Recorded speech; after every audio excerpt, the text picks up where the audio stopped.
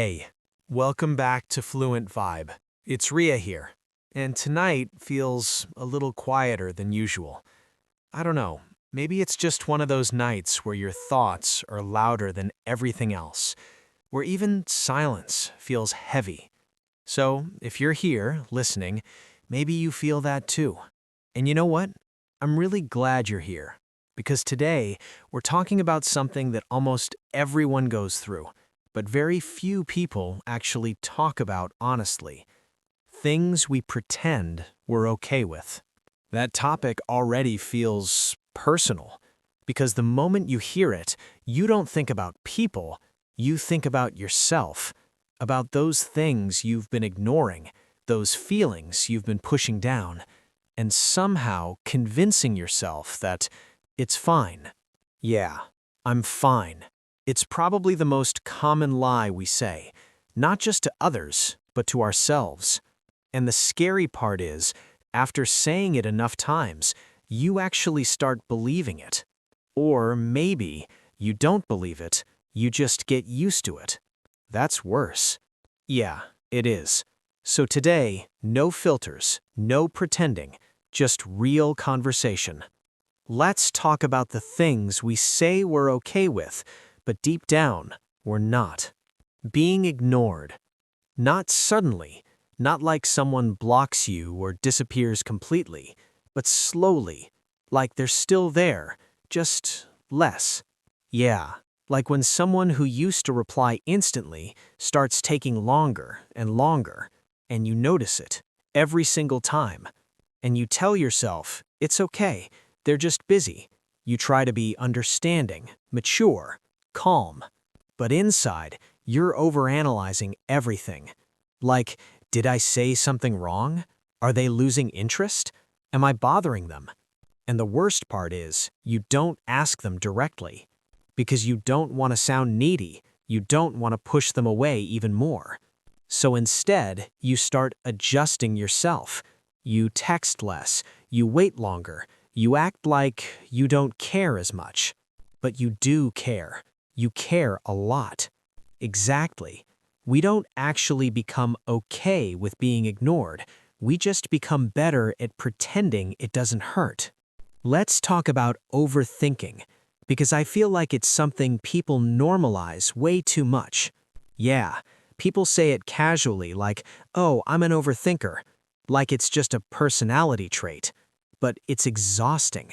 It really is. Your mind just keeps going, replaying conversations, imagining different outcomes, creating problems that don't even exist. And the crazy part is, your thoughts feel so real, even when they're not. Like someone replies late, and suddenly your brain builds a whole story around it. Or they reply with a dry text, and you're like, okay, something's wrong. And then you spend hours thinking about it, ruining your mood for something that might not even mean anything. And still, when someone asks you how you are, you say, I'm good. Because how do you even explain that your own thoughts are the problem? This one, I think almost everyone can relate to. Fake smiles. Yeah, smiling when you don't feel like it. Laughing when nothing feels funny. Posting pictures where you look happy, even when you weren't feeling okay at that moment. And it's not always about pretending for others. Sometimes it's just easier than explaining how you actually feel. Because explaining pain is complicated, it's messy, it's uncomfortable, and sometimes you don't even have the words for it. So you smile, and people believe you're okay. And slowly, that becomes your normal. Okay, this one is confusing. Missing someone who hurt you. Yeah, it doesn't make sense logically, but emotionally, it happens all the time. You know they weren't right for you. You know they caused you pain, but you still think about them. And random times, like when you hear a song or see something that reminds you of them. And you hate yourself sometimes, like, why am I still stuck? But I think it's not about missing them, it's about missing the way they made you feel. Yeah, the memories, the moments, the version of them that felt safe. And we pretend we've moved on, because that's what people expect. But healing isn't a straight line. Growing apart from people, that's another silent kind of pain. Yeah, no fights, no closure, just distance. You go from talking every day to barely talking at all. And one day, you realize they're not part of your life anymore, but you still care about them. And that's what makes it hard, because there's no clear ending, no final goodbye, just memories. And again, you tell yourself it's okay, people change, but it still hurts. Let's talk about being the strong one. Yeah, the person everyone depends on. The one who listens, who gives advice, who shows up for everyone. But no one really checks on them. Even if someone does, they don't open up, because they feel like they have to stay strong. So they carry everything alone. And over time, it gets heavy. I think a lot of people are pretending they have their life figured out. Yeah, when in reality, most of us are just trying to figure things out. We compare ourselves to others, their success, their progress, and we feel like we're behind. Even if we're doing okay, it never feels enough. So we pretend we're confident, we pretend we know what we're doing. But deep down, we're just lost. Maybe the truth is, we never were okay with these things. We just learned how to live with them. Yeah, we adapted, we adjusted, we convinced ourselves that this is just how life is. But is it supposed to be like this? Constantly pretending? Constantly hiding? I don't think so. I think we just got tired of explaining ourselves. Or maybe we were afraid that if we opened up, people wouldn't understand.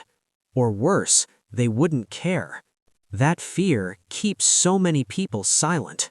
Yeah, so instead of saying, "I'm hurt," we say, "I'm fine." Instead of saying, "I need help," we say, "I got this." And slowly, we build this version of ourselves that looks strong, but feels empty. And the sad part is, people start believing that version. Even you start believing it. Until one day, you're sitting alone, and everything you've been holding in just hits you all at once. And maybe that's why moments like this, late at night, feel so heavy. Because there's no distraction, no noise, just you and your thoughts. And maybe, instead of running from that, we should try sitting with it, understanding it, feeling it, without pretending. Because maybe, just maybe, that's where real healing starts. You know, sometimes I wonder how many people are listening to this right now and quietly thinking, yeah, that's exactly how I feel. Probably more than we think. Because the truth is, most people don't talk about this stuff, but they feel it every single day. And maybe that's what makes it heavier, feeling something so deeply and having nowhere to put it. So you carry it. You carry it into your day, into your conversations, into your relationships. And eventually, you don't even realize how much you're carrying. Have you ever felt like you're too much for people? Yeah, too emotional, too sensitive, too expressive. Like every time you open up, you feel like you're overwhelming the other person. So you start holding back, you filter your words, you shorten your feelings. You become a quieter version of yourself just to fit into someone else's comfort zone. And then you say, "I'm okay being low-key." But you're not low-key, you're just hiding parts of yourself. Another thing, letting things slide just to keep someone in your life. Yeah, ignoring red flags, pretending something didn't hurt just so you don't lose them. You tell yourself, "It's not that serious, it's okay, I'll adjust." But every time you ignore something, a part of you gets quieter. And over time, you don't even recognize yourself anymore. Because you've changed so much just to make someone else stay. This one is hard to explain. Feeling empty even when everything seems okay. Yeah, like nothing is wrong, but nothing feels right either. You're doing what you're supposed to do, you're functioning, but there's no excitement, no spark. And that confuses you because you feel like, I should be happy, so why am I not? And then you feel guilty for not appreciating what you have. So you pretend it's okay, you say, I'm just tired. But it's more than that. You ever wish someone would just understand you without you having to explain everything? All the time, like they just get it. Because explaining your feelings takes energy, and sometimes you're already too drained to explain. So, instead, you say nothing, and then you feel misunderstood, which makes it even worse.